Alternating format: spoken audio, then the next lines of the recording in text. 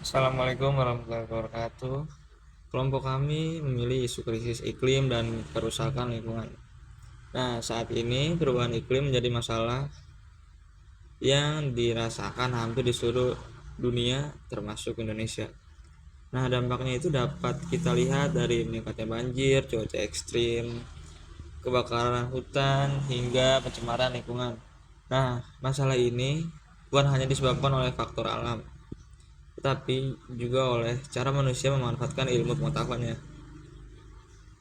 terutama itu pada teknologi dan sumber daya alam tanpa memperhatikan dampak jangka panjang. Nah, melalui isu ini, kami ingin membandingkan bagaimana ideologi liberalisme atau kapitalisme, sosialisme atau komunisme, dan Pancasila memandang penyelesaian masalah lingkungan. Dengan itu, kita dapat melihat mengapa Pancasila sebagai ideologi bangsa Indonesia dinilai mampu menjadi pedoman pembangunan yang tetap mengikuti perkembangan zaman tanpa meninggalkan nilai kemanusiaan dan keadilan. Dalam ideologi liberalisme atau kapitalisme, pembangunan lebih menekankan pada kebebasan individu, persaingan, dan mekanisme pasar. Perusahaan diberi kesempatan seluas-luasnya untuk mengembangkan teknologi dan memanfaatkan sumber daya alam agar tercipta pertumbuhan ekonomi.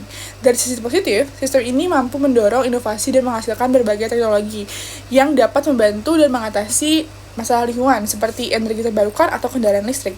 Namun menurut saya, kelemahan sistem ini muncul ketika keuntungan menjadi tujuan utama. Tidak semua perusahaan memiliki tanggung jawab yang sama terhadap lingkungan.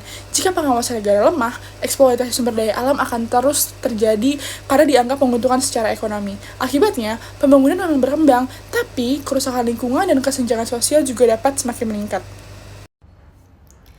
Dalam sosialisme atau komunisme, negara memiliki peran utama dalam mengatur pemanfaatan sumber daya alam dan kegiatan ekonomi.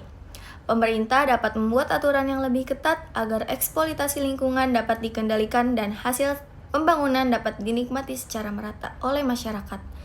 Dengan sistem seperti ini, perlindungan terhadap lingkungan cenderung lebih mudah dilakukan karena negara memiliki kendali yang besar.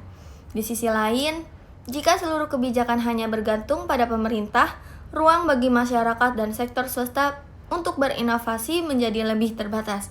Padahal penyelesaian masalah lingkungan juga membutuhkan perkembangan ilmu pengetahuan dan teknologi yang cepat. Jadi, meskipun sistem ini lebih kuat dalam pengawasan, fleksibilitas dan kreativitas dalam mencari solusi bisa menjadi kurang. Menurut kelompok kami, Pancasila menawarkan solusi yang lebih seimbang.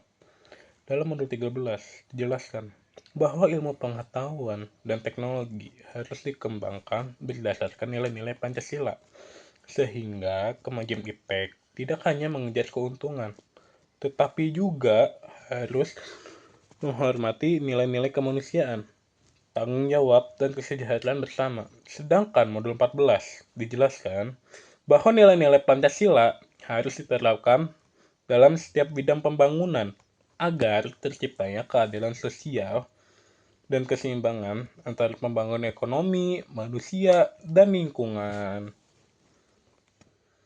Oleh karena itu, menurut kami, Pancasila tidak hanya menolak kemajuan teknologi maupun pertumbuhan ekonomi.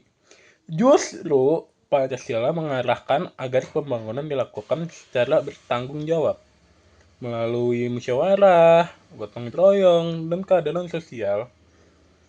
Dengan pendekatan tersebut, pembangunan dapat berjalan tanpa mengorbankan kelestarian lingkungan maupun hak masyarakat, sehingga manfaatnya dapat dirasakan oleh generasi sekarang dan generasi yang akan datang.